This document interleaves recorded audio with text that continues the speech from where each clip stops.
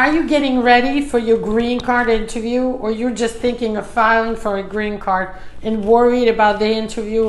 What is, part of that? How do you prepare? As an immigration attorney with over 22 years of experience, I've helped hundreds, if not thousands, of people to prepare and be approved for green cards, including attending interviews. Then I have something really interesting to share with you today. And if you watch until the end, I'm going to discuss with you the 7 secrets, the 7 life hacks to preparing for your green card interview and being successful. I'm Marina Shepelsky, immigration lawyer in New York, working with all the 50 states with green cards. And I'm here to help you pass your green card interview. Please hit follow, subscribe, and share this video with your loved ones if you like this content.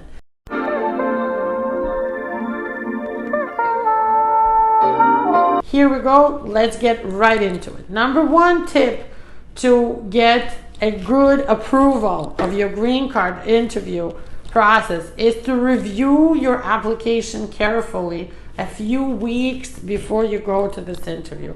Prepare for this interview.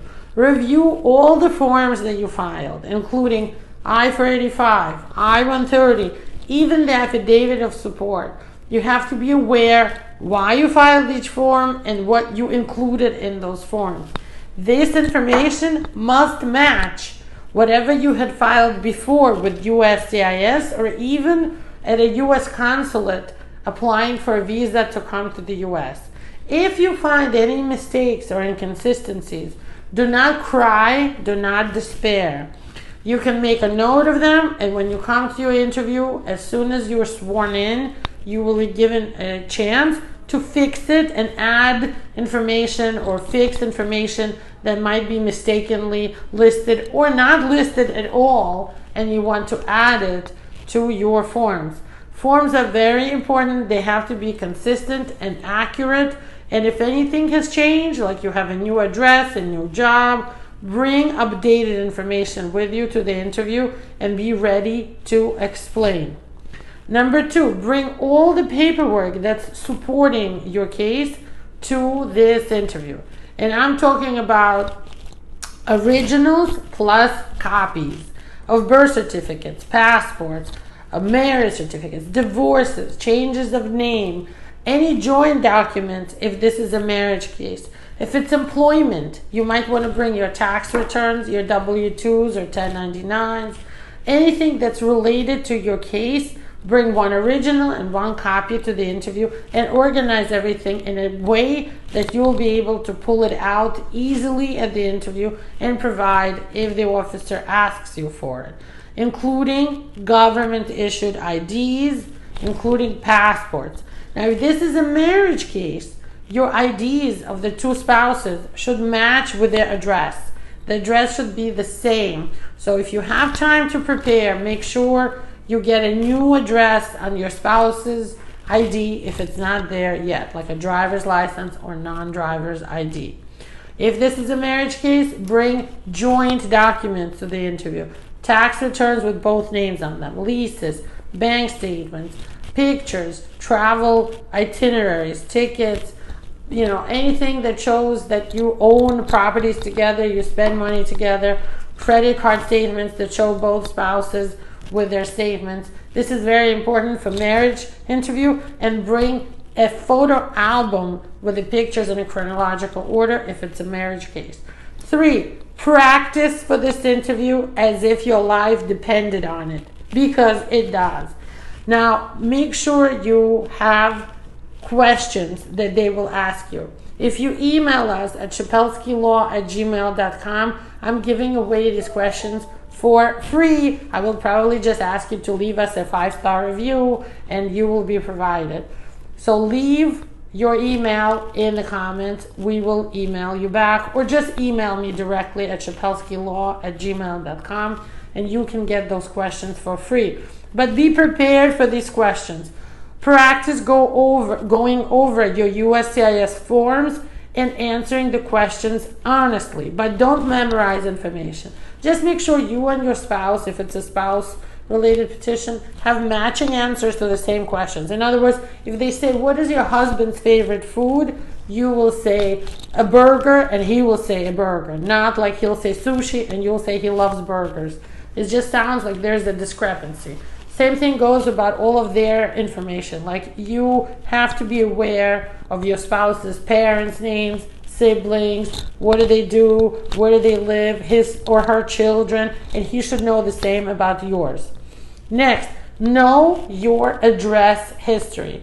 USCIS has access to public records, and your forms must reflect your real, true, and honest address history. If you had addresses that you used only for mailing purpose, you better explain that at the interview. They can access the U.S. Postal Service and other agencies' records. It's a federal agency, and they share databases. So make sure all of your addresses are listed. Next, number 5, dress to impress for this interview. And I'm talking about wearing business attire. Nothing flashy, nothing short. Men should wear a suit, ideally, or pants, like a suit pants, no jeans, like slacks, a shirt, maybe a tie.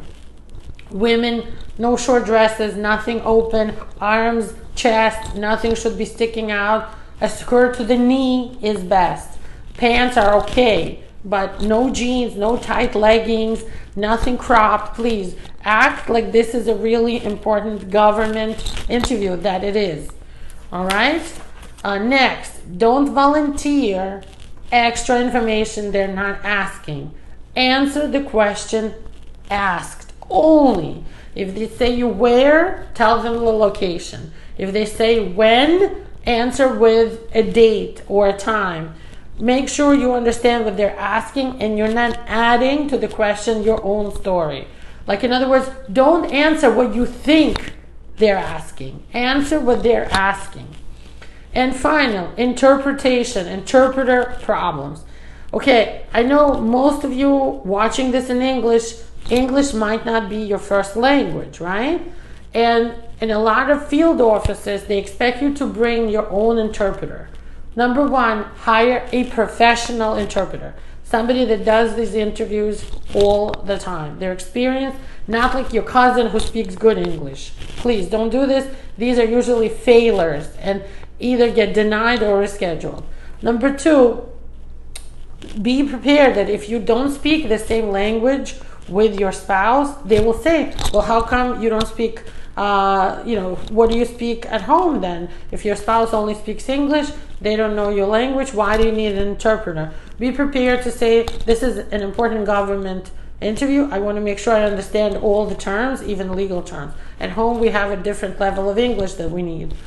Also, if you are doing an interview based on like a talent visa or an employment visa, make sure you understand that they might ask you, how come your English is so bad that you need an interpreter, and yet you got your immigrant visa approved as a worker in the United States. To work here, you should speak English. Be prepared for these unpleasant questions. That's like, if I could add a bonus tip for those people who listen to the end, more than 7. Number 8 would be expect difficult questions, personal questions, intimidating questions. But you should be calm, cool, and collected when answering them. Preparing will make this an easy process for you. When I hear people say, oh, this was a really easy interview, I had no problems, that's because they prepared. If you are prepared, this will be an easy interview and there will be no surprises. We can email the questions to you. Give me an email at shepelskylaw@gmail.com. Say, I want the free marriage interview or green card interview questions, and we'll be happy to send you the questions that I personally put together after all of my years of practice.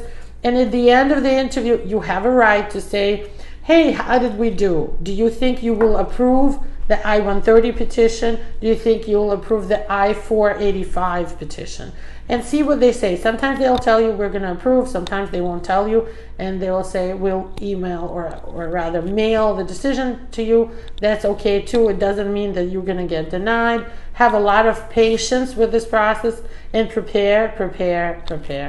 Meanwhile, if you'd like the free questions, email me. If you need help, book a consultation with us. Let's discuss your immigration matter. We can help.